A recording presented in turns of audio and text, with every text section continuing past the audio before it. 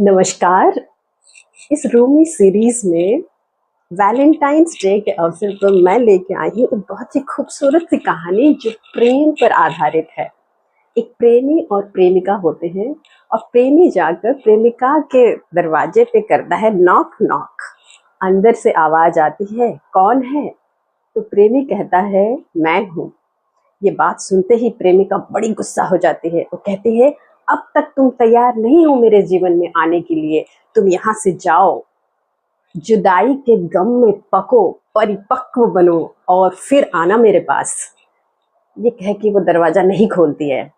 तो प्रेमी बड़ा दुखी होकर कई जगह जाता है, कहीं मंदिरों में, दरगाहों में, संतों से मिलता है, किताबें पढ़ता है और इस जो चीज का जवाब ढूंढने लगता है कि आखिर उसने ऐसा क्या कहा और उसने क्यों नहीं दरवाजा खोला।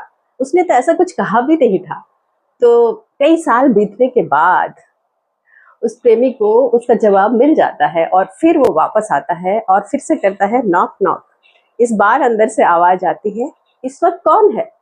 तो वो कहता है, कोई भी नहीं, जो दरवाजे के बाहर खड़ा है वो भी तुम हो। ये बात सुनते ही प्रेमिका जो है दरवाजा खोल देती है। तो इतनी सी बात है इसमें कि कोई भी रिलेशनशिप हो, जब तक आप अपने अस्तित्व को खो नहीं देते पूरी तरीके से और जो सामने वाला है उसके साथ आप जोड़ नहीं लेते अपने आप को, तो आपका जो सच्चा प्रेम का बीज तब तक नहीं पड़ता है। और एक बार जो आपने ये कर लिया तो फिर समझ लीजिए कि आपने सबका दिल जीत लिया।